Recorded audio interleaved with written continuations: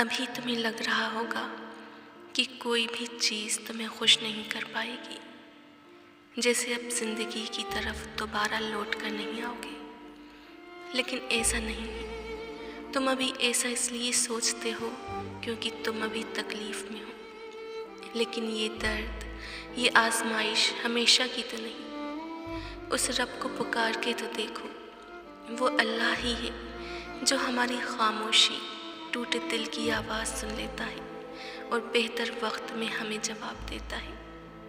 मायूस मत हो ज़िंदगी से, बस अच्छा होता है या बुरा ये सब आजमाइश है। अल्लाह अगर आजमाइश में डालता है तो आजमाइश से निकालता भी तो है, और फिर आजमाइश भी तो उन्हीं के लिए है जिन्हें अल्लाह चाहता है, और सब्र भी तो वही करते हैं जो अल्लाह को चाहते हैं।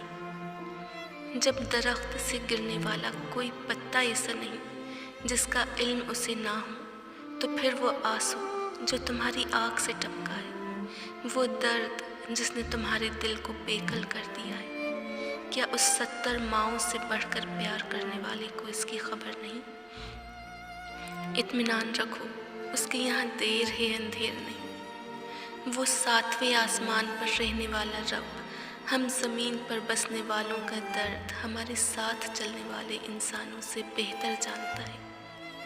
तुम्हारे एक आंसू के बदले वो मुस्कुरा के तुम्हारी सारी ख्वाहिशों पे कुन कह देता है। उस रब से मांग कर तो देखो, वो 7 समुंदर का मालिक एक आंसू से मोहब्बत करता है। अगर इल्तिजा उसे रद्द ही करना होती तो वो कभी नहीं फरमाता कि मुझसे मांगो मैं दूंगा। याद रखो, दुआ भी सब्र मांगती है। सब्र रखो, आने वाला कल बहुत खूबसूरत होगा। अल्लाह सब जानता है कि तुम कब कब किन किन हालात से गुजरे हो। अल्लाह वक्त बदल देता है क्योंकि तब्दीली कायनात का उसूल है।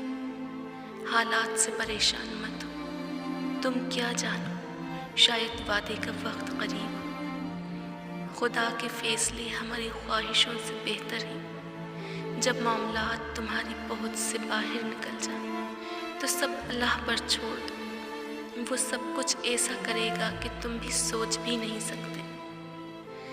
ज़िंदगी भर तुमसे कोई इतनी मोहब्बत नहीं कर सकता जितनी मोहब्बत अल्लाह तुमसे एक लम्हे में करता है। वो मांगने पर क्यों नहीं देगा जो बिन मांगे अता करता है।